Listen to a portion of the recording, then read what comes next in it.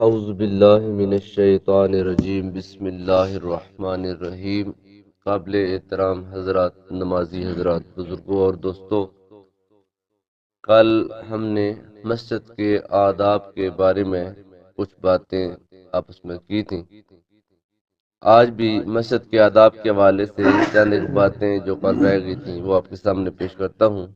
اللہ تعالیٰ مجھے اور آپ سب کو ان آداب کو ملوث خاطر رکھنے کی اور عمل کرنے کی توفیق عطا فرمائے۔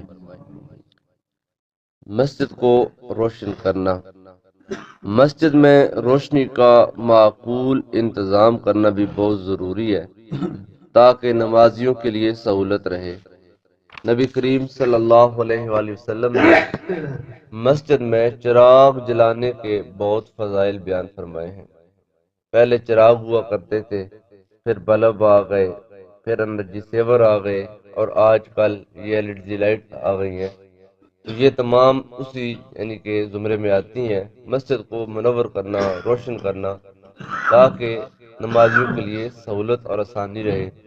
اللہ کے پیارے محبوب صلی اللہ علیہ وسلم نے ارشاد فرمایا، من اسرج فی مسجد من مساجد اللہ تعالی سراجا لم تزل الملائکۃ وحملۃ العرش یستغفرون له ما دام فی ذلک المسجد ضوء من ذلک السراج۔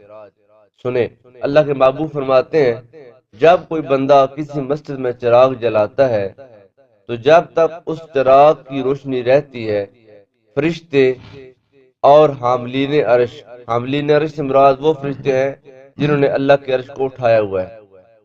باقی عام فرشتے اور وہ فرشتے جو حاملین عرش ہیں، اس بندے کے لیے اللہ تعالیٰ کی بارگاہ میں دعائیں مغفرت کرتے رہتے ہیں۔ تو گویا اگر آپ مسجد میں ایک بلب لگا دیتے ہیں اس نیت سے تاکہ مسجد اس بلب کی روشنی سے منور ہو جائے اور مسجد میں لوگوں کے لیے آسانی رہے، نماز ادا کرنے کے لیے، قرآن پاک کی تلاوت کرنے کے لیے، ذکر و اذکار کے لیے، اس نیت سے آپ اللہ کی رضا کے لیے بلب لگا دیتے ہیں، تو جب تک وہ بلب جلتا رہتا ہے اللہ کے فرشتے آپ کے لیے اللہ کی بارگاہ میں مغفرت کی دعا کرتے رہتے ہیں۔ نبی کریم صلی اللہ علیہ وسلم نے مسجد میں چراغ جلانے کے عمل کو ذاتی طور پر بہت پسند فرمایا، اور مسجد میں روشنی کرنے والے کے لیے سرکار نے بے شمار دعائیں عطا فرمائی ہیں۔ حضرت ابو ہریرہ رضی اللہ تعالیٰ عنہ فرماتے ہیں، اول من اسرجا فی المسجد تمیم الداری۔ تمیم داری وہ پہلے خوش نصیب شخص ہیں جنہوں نے مسجد نبوی کو روشن کیا، یعنی کہ پہلی بار مسجد میں لالٹین سمجھ لیں، دیوا سمجھ لیں، قندیل سمجھ لیں یا بلب سمجھ لیں، جس کے ساتھ مسجد کو منور کیا جاتا ہے۔ جیسے آج اس وقت ہمارے سر کے اوپر جو بلب جل رہے ہیں جس سے صبح کے اس وقت میں مسجد منور ہے، تو حضرت تمیم داری یہ وہ پہلے خوش نصیب صحابی ہیں جنہوں نے مسجد نبوی میں پہلی بار لالٹین جلائی تھی، روشنی کے لیے انتظام کیا تھا، اور جب اللہ کے محبوب نے دیکھا تو سرکار نے ان کو کن یعنی کہ دعاؤں سے نوازا، سماعت فرمائے۔ رات کے وقت مسجد نبی میں تاریکی چھا جاتی تھی، کھجور کے خشک پتوں کو جلا کر کچھ روشنی کا انتظام کیا جاتا تھا۔ حضرت تمیم داری رضی اللہ تعالیٰ عنہ شام سے کچھ قندیلیں اور تیل لے آئے۔ آپ چونکہ تاجر تھے اور آپ تجارت کی غرض سے شام گئے تو وہاں پر آپ نے دیکھا کہ قندیلیں ہیں اور اس میں تیل ڈال کر اس کو رات کے وقت میں منور کیا جاتا ہے، روشن کیا جاتا ہے تاکہ ماحول کو خوبصورت بنایا جا سکے۔ تو آپ نے وہاں سے کچھ قندیلیں اور تیل خرید لیے، قندیلوں میں تیل ڈال کر مسجد نبی میں لٹکا دیا۔ جب شام ہوئی تو قندیلوں کو جلا دیا، مسجد نبی جگمگ جگمگ کرنے لگی۔ اس سے پہلے مسجد نبی میں کبھی بھی اتنی روشنی نہیں ہوتی تھی۔ نبی پاک صلی اللہ علیہ وسلم جب شام کو مسجد نبی تشریف لائے تو سرکار نے دیکھا کہ آج مسجد نبی بہت خوبصورت اور منور ہے، تو سرکار بہت خوش ہوئے اور سرکار نے پوچھا، من فعل ھذا، یہ مسجد کو منور کس نے کیا ہے؟ یہ لالٹین، یہ قندیل کس نے لگائی ہے؟ آج کے موجودہ وقت میں سن لیں تو یہ بلب کس نے لگا دیا؟ صحابہ کرام نے حضرت تمیم داری رضی اللہ تعالیٰ عنہ کا نام لیا تو سرکار دو عالم بہت خوش ہوئے اور سرکار نے فرمایا کہ اس کو بلا کر لیا۔ ان کو بلایا گیا، حضرت تمیم داری مسجد نبوی میں تشریف لائے تو سرکار نے انہیں بہت سی دعائیں دی۔ آپ صلی اللہ علیہ وسلم نے ان کو فرمایا، نورت الاسلام نور اللہ علیک فی الدنیا والآخرہ، تم نے اسلام کو روشن کیا ہے، اب بظاہر تو انہوں نے مسجد میں روشنی کا انتظام کیا تھا، مسجد میں انہوں نے یعنی کہ لالٹین، دیوا یا قندیل وغیرہ لگائی تھی، لیکن اللہ کے محبوب نے فرمایا اللہ کے گھر مسجد کو منور کرنا گویا اسلام کو منور کرنا ہی ہے، اسلام کو روشن کرنا ہے۔ تو سرکار نے یہ نہیں کہا نورت المسجد کہ نورت کہ بیت اللہ، تم نے اللہ کے گھر کو مسجد کو منور کیا، سرکار نے فرمایا نورت الاسلام، اے تمیم داری تم نے اسلام کو منور کیا ہے، نور اللہ علیہ فی الدنیا والآخرہ، اللہ تعالیٰ تمہاری دنیا اور آخرت دونوں کو منور فرما دے، روشن کر دے۔ کیا یہ دعا کر دینا کافی نہیں تھا سرکار کا؟ سرکار نے فرمایا کہ اللہ تعالیٰ تم کو دونوں جہانوں میں منور کرے، روشن کرے، اللہ پاک تمہارا نام روشن کر دے، تمہارے اللہ تعالیٰ معاملات آسان فرما دے۔ سرکار کا اتنا فرما دینا ان کی دنیا اور آخرت دونوں کے لیے کافی تھا، لیکن اللہ کے محبوب کی خوشی کا حال ابھی آگے مزید ہے۔ سرکار نے پہلی بار مسجد کو اس طریقے سے منور دیکھا تھا تو سرکار دو عالم نے فرمایا اے تمیم داری تم نے اسلام کو منور کر دیا ہے، اللہ تم کو دنیا اور آخرت میں منور فرمائے۔ پھر سرکار نے فرمایا اما انہو لو کانت لی ابنۃ لزوجتکہا، اے تمیم داری میں نے اپنی ساری بیٹیوں کی شادیاں کر دی ہیں، اگر آج میری کوئی بیٹی کنواری ہوتی تو میں اس کا نکاح تمہارے ساتھ کر دیتا۔ مسجد کو منور کرنے والے کے ساتھ سرکار کے پیار اور محبت کا انداز دیکھیں، جس نے اللہ کے گھر کو روشن کیا، بلب لگا دیا، LED لائٹ لگا دی ہے، کوئی دیوا لگا دیا، کوئی موم بتی لگا دی، کوئی جو بھی چیز جس کے ساتھ مسجد کا حسن دوبالا ہوتا ہے، وہ چیز اللہ کے محبوب کی نگاہ میں کتنی پسندیدہ اور پیاری ہے۔ اللہ کے محبوب فرماتے ہیں اے تمیم داری اگر میری کوئی بیٹی کنواری ہوتی تو میں اس کا نکاح تم سے کر دیتا۔ اس وقت جب سرکار نے یہ بات کی تھی نا تو سرکار کی چاروں بیٹیوں کی شادی ہو چکی تھی، تو اس وقت سرکار کے پاس آپ کے چچا زاد بھائی نوفل بن حارث بن عبد المطلب رضی اللہ تعالیٰ عنہ وہ بھی وہاں پر موجود تھے۔ انہوں نے عرض کی یا رسول اللہ میں اپنی بیٹی ام المغیرہ کو پیش کرتا ہوں۔ سرکار کے چچیر تھے اور چچا زاد بہن ام المغیرہ رضی اللہ تعالیٰ عنہ، ان کا یعنی کہ ان کو پیش کیا، فرمایا یا رسول اللہ اگر آپ کی بیٹیوں کی شادی ہو چکی ہے اور آپ تمیم داری سے اتنے خوش ہیں کہ آپ اس کو رشتہ دینا چاہتے ہیں تو یا رسول اللہ میری بہن حاضر ہے، میں اپنی ام المغیرہ کو آپ کے یعنی حضور پیش کرتا ہوں۔ تو نبی پاک صلی اللہ علیہ وسلم نے اسی مجلس میں حضرت تمیم داری رضی اللہ تعالیٰ عنہ کا نکاح ام المغیرہ سے فرما دیا تھا۔ جس نے مسجد کو روشن کیا اللہ کے محبوب نے اپنے گھر سے اس کو رشتہ عطا فرما دیا۔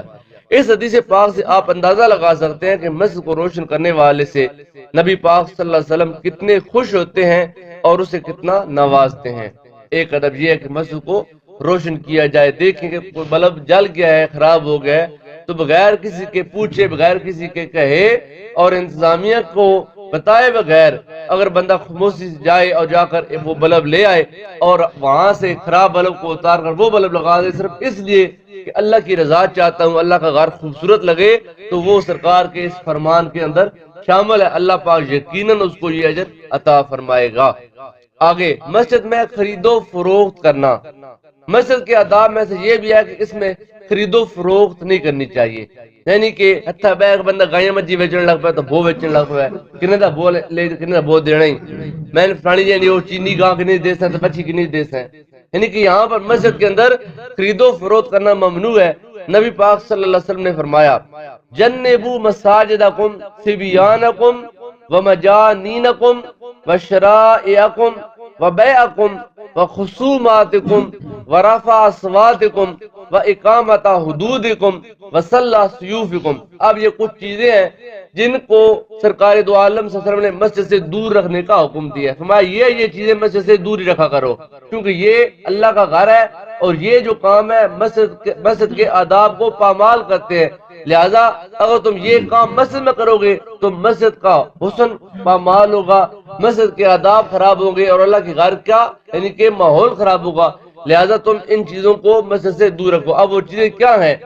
اپنی مسجدوں کو بچوں سے، ہم چھوٹے چھوٹے آپ اپنے پوتے ساتھ لے آتے ہیں نا، ابھی مسجد کی باہر صاف پڑی ہوئی ہے، خراب اس لیے ہو گئی ہے اور اس کو اس لیے ویسٹ کر دیا گیا کہ اس پر کسی بچے نے آ کر پیشاب کر دیا تھا۔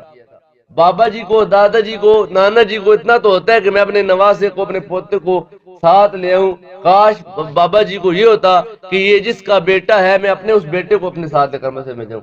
آپ کا جوان سال بیٹا گھر لیٹا ہوا ہے، آپ اس کو ساتھ لے کر نہیں آتے، لیکن اس معصوم کو ساتھ لے کر آ جاتے ہیں جس کو نہیں معلوم کہ مسجد میں نے پارٹی کرنی ہے یا نہیں کرنی ہے۔ اگر اس کو پیشاب آ گیا تو اس نے مسجد میں کر دیا، مسجد کو پلید کر دیا، مسجد کو خراب کر دیا۔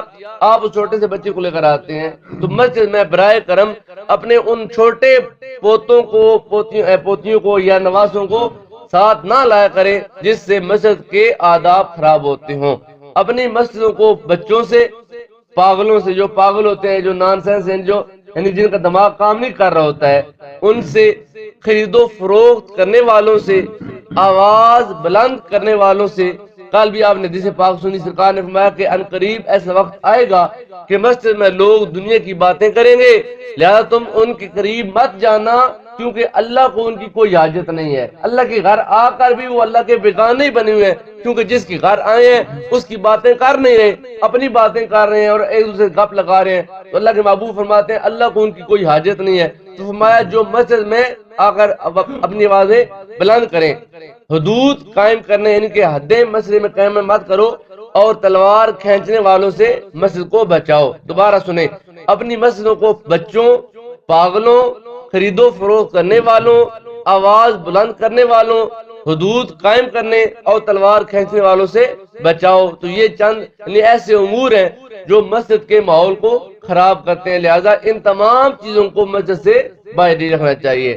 آگے، گم شدہ چیزوں کا اعلان کرنا۔ میری گانگ خراج گئی ہے، ساڑی کھوتی خراج گئی ہے جی، آئی کوئی نہیں، میں مسیحی اعلان کر لیں جی۔ اگر مسیحی میں اعلان نہیں ہوا تو امام کے ساتھ کھور لگا لیا کہ فلاں کا اعلان ہوا تو ہمارا اعلان کیوں نہیں کیا؟ بھائی اگر ایک کا اعلان کر کے گناہ امام صاحب یہ فلاں بندہ کر چکا ہے تو کیا آپ دوبارہ وہ گناہ کروانا چاہتے ہیں؟ آپ کیوں ناراض ہوتے ہیں؟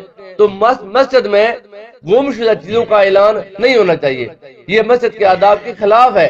رسول اللہ صلی اللہ علیہ وسلم نے خود اس سے منع فرمایا ہے۔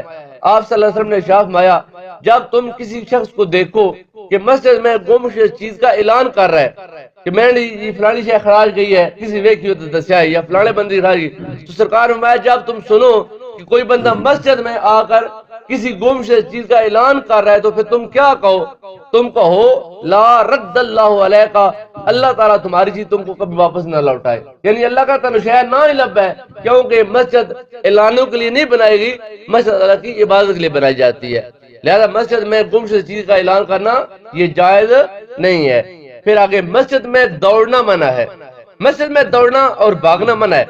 ابو قتادہ رضی اللہ تعالیٰ عنہ کہتے ہیں ہم نبی پاک صلی اللہ علیہ وسلم کے ساتھ نماز پڑھ رہے تھے، آپ صلی اللہ علیہ وسلم نے لوگوں کے تیز تیز چلنے پھرنے اور بولنے کی آواز سنی۔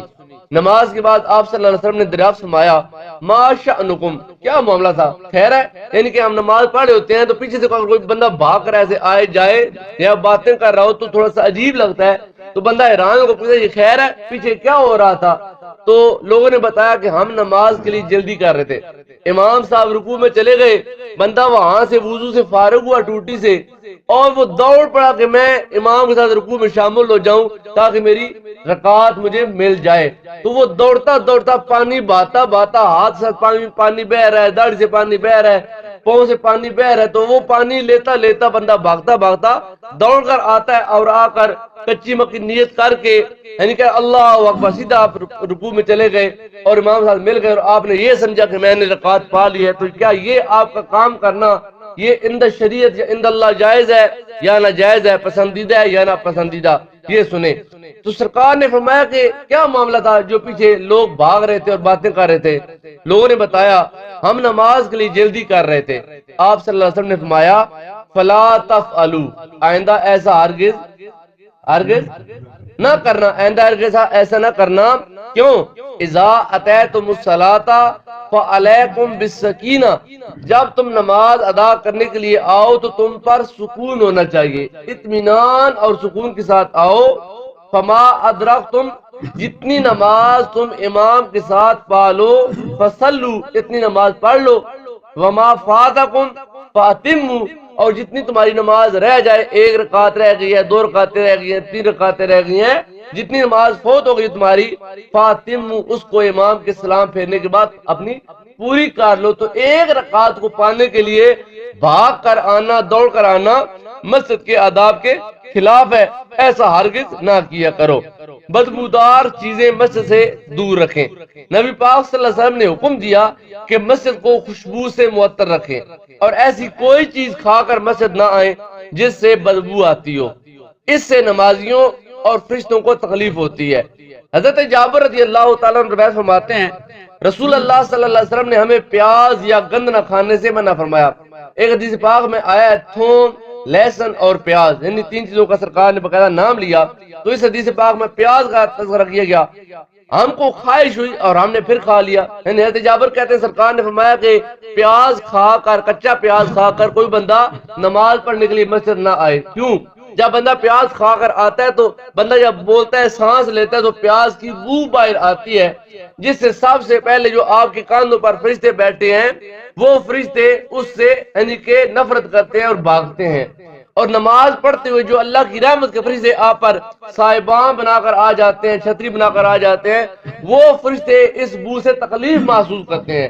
جب آپ پیاز کھا کر آتے ہیں تو وہ فرشتے آپ سے دور ہو جاتے ہیں۔ خالی فرشتے ہی اس سے تکلیف نہیں لیتے بلکہ آپ کے پاس بیٹھنے والے، آپ کے سامنے بیٹھنے والے بندے، جب آپ بولیں گے تو آپ کے منہ سے بو آئے گی تو اگلا بندہ بھی پریشان ہوگا۔ تو سرکار نے فرمایا آپ حضرت جابر فرماتے ہیں سرکار نے منع فرمایا تھا کہ کوئی بندہ پیاز کھا کر مسجد میں نہ آئے، تو ہمیں خواہش ہوئی تو ہم نے کھانا کھاتے ہوئے پیاز بھی ساتھ کاٹ کر کھا لیا، اور کھانا کھانے کے بعد ہم مسجد میں آگے نماز پڑھنے کے لیے سرکار نے فرمایا من اکل من هذه الشجرة المنتنة فلا يقربن مسجدنا فإن الملائكة تعزى مما يتعزى منه الأنس۔ جب جو کوئی اس بدبودار درخت سے کھائے، پیاز سے، وہ ہماری مسجد کے قریب نہ آئے۔ جو بندہ کچا پیاز کھا کر کھاتا ہے تو اس کو چاہیے کہ اس کے بعد کوئی ایسی چیز کھائے، کوئی الائچی منہ میں رکھے یا منہ کو کولی کرے، کوئی ایسی چیز کھا کرے تاکہ پیاز کی بدبو، سلاد کی بدبو جو ہے وہ منہ سے چلی جائے۔ سرکار نے فرمایا اگر تمہارے منہ سے پیاز کی بو آ رہی ہے تو پھر ہماری مسجد کے قریب تک نہ آنا۔ کیوں؟ اس لیے کہ فرشتوں کو بھی اس چیز سے تکلیف ہوتی ہے جس سے لوگوں کو تکلیف ہوتی ہے۔ اس کے علاوہ چند اور باتیں جس کا مسجد میں خیال رکھنا بہت ضروری ہے۔ مسجد میں لوگوں کی گردنیں ہرگز نہ پھیلانگیں، یعنی آگے آنے کے لیے جیسے ابھی بیٹھے ہوئے ہیں، ایک بندہ آتا ہے وہ پیچھے سے لوگوں کی گردنیں پھیلان کر آگے بیٹھنے کی کوشش کرتا ہے تو یہ مسجد کے آداب کے سخت خلاف ہے۔ لیکن اگر پہلی صف میں جگہ خالی ہو، جیسے جمعے والے دن سارے لوگ پیچھے اگر بیٹھ جاتے ہیں، پیچھے پیچھے آگے امام صاحب کے پاس دو صفیں بالکل خال مخالی ہوتی ہیں، اور ہر بندہ اپنے آپ کو سیانہ سمجھتا ہے کہ میں دروازے کے قریب بیٹھوں تاکہ جو ہی سلام ہوتا جائے، دعا ہوتی ہے، میں بھاگ کر باہر نکل جاؤں، اور سارے لوگ پیچھے بیٹھنا شروع کر دیتے ہیں، آگے آتا کوئی نہیں ہے۔ اگر پہلی صف میں جگہ خالی ہو اور لوگ پیچھے بیٹھ گئے ہوں تو آگے جانے میں پھر کوئی حرج نہیں ہے۔ اگر آپ گزر کر آگے آئیں گے تو وہ بندے گناہگار ہوں گے جو بندے پیچھے بیٹھے ہیں اور جنہوں نے خود تم کو اس بات پر مجبور کیا کہ تم ان کے سروں کے برابر سے اپنے پاؤں کو اٹھا کر آگے آؤ اور ان کے سر کی بے حرمتی کرو، تو وہ بندے اس جرم کے مرتکب ہوں گے جنہوں نے تمہارے لیے یہ راستہ بنایا ہے۔ لہذا آپ جب مسجد میں آتے ہیں تو پہلی صف میں آئیں۔ اللہ کے محبوب فرماتے ہیں اگر میری امت کو پتہ چل جائے کہ پہلی صف میں بیٹھنے کا اجر کیا ہے تو لوگ پہلی صف میں بیٹھنے کے لیے قرآن دازیاں کریں، پرچیاں ڈالیں، قرآن ڈالیں کہ میرا نام آیا میں پہلے بیٹھوں گا، اور ہم آخر میں بیٹھنے کے لیے کوشش کرتے ہیں۔ اجر اور ثواب سب سے زیادہ اس صف کا ہے جو صف امام کے زیادہ نزدیک ہے۔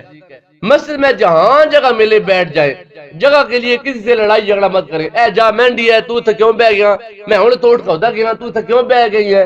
بھائی اللہ کا گھر ہے، اگر آپ اٹھ کر چلے گئے ہیں، جگہ خالی ہو گئی ہے، اب یہ جگہ کسی کے نام تو ہے نہیں کہ میں نے یہ الاٹ کرا لیا اپنے نام، لہذا تم یہاں سے اٹھ جاؤ، جہاں تم کو جگہ ملتی ہے وہیں پر بیٹھ جاؤ، مسجد میں لڑائی جھگڑا نہ کرو۔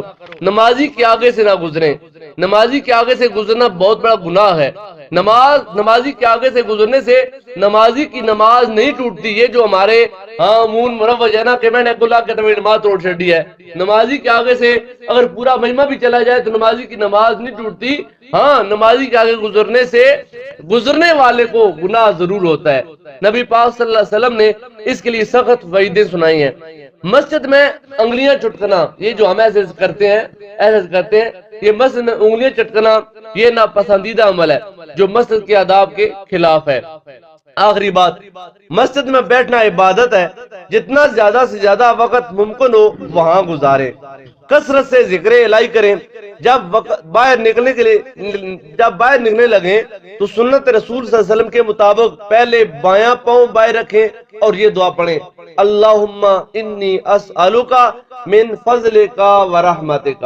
اللہم بولے اللہم انی اسألک من فضلک و رحمتک.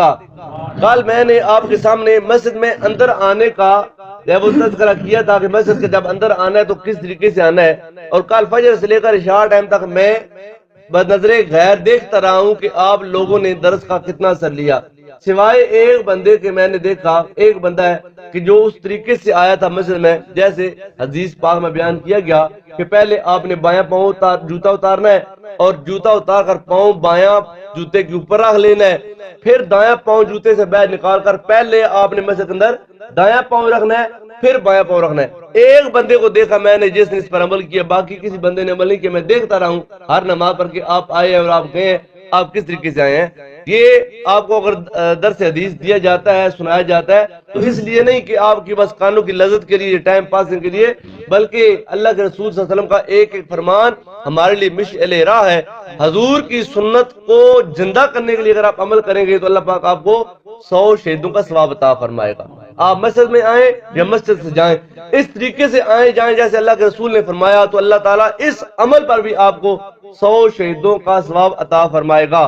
تو سرکار نے فرمایا کہ یعنی کہ جب آپ مسجد سے باہر نکلنے لگیں تو پہلے بایاں پاؤں بائیں رکھیں اور یہ دعا پڑھیں، اللہم انی اسألک من فضلک و رحمتک. اے اللہ میں تجھ سے تیرے فضل اور تیری رحمت کا سوال کرتا ہوں. نکلتے ہوئے پہلے بایاں پاؤں بائیں رکھیں اور پھر دایاں.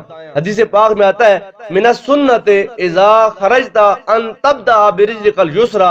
رسول اللہ صلی اللہ علیہ وسلم کی سنت یہ ہے جب مسجد سے باہر نکلتے تو پہلے بایاں پاؤں بائیں رکھتے تھے. پہلے بایاں پاؤں بائیں رکھنے سے کیا طریقہ ہے؟ آپ کے ایسے دو جوتے میری طرف دیکھیں، ایسے دو جوتے آپ کے پڑے ہوئے، آپ نے بیٹھ جانا ہے تو آپ نے پہلے بایاں پاؤں بائیں جوتے کے اوپر رکھنا ہے. کیسے رکھنا ہے؟ بائیں جوتے کے اوپر رکھنا ہے، پھر دایاں پاؤں اٹھا کر دائیں جوتے کے اندر ڈالنا ہے اور پھر بایاں پاؤں اور بایاں جوتے کے اندر ڈال. ایسے نہیں کہ آپ نے بایاں پاؤں اٹھانا سیدھے جوتے کے اندر، پہلے آپ نے دایاں جوتا پہننا ہے لیکن پہلے بایاں پاؤں باہر نکالنا. پہلے بایاں پاؤں باہر نکال کر جوتے کے اوپر رکھ لے اور پھر دایاں پاؤں اٹھا کر دائیں جوتے کے اندر ڈال لے اور پھر بایاں پاؤں اٹھا کر بائیں جوتے کے اندر ڈالے اور اللہ کے حوالے ہو جائیں. یہ سرکار دو عالم کا سنت طریقہ ہے. جب اندر آنے لگے تو پہلے آپ نے بایاں پاؤں جوتے سے باہر نکالنا ہے اور بایاں پاؤں جوتے کے اوپر رکھ لینا ہے، پھر دایاں پاؤں نکال کر پہلے دایاں پاؤں اندر رکھنا ہے. جب جانا ہے تو بایاں پاؤں پہلے باہر نکالنا ہے اور جوتے کے اوپر رکھ لینا ہے، دایاں پاؤں اٹھا کر دائیں جوتے کے اندر داخل کرنا ہے اور پھر بایاں پاؤں جوتے کے اندر ڈال کر اللہم انی اسألک من فضلک و رحمتک یہ کلمات کہتے ہوئے نکل جانا ہے تو اللہ تعالیٰ آپ کو اس کا بے شمار اجر عطا فرمائے گا. اللہ تعالیٰ مجھے اور آپ سب کو عمل کرنے کی توفیق عطا فرمائے.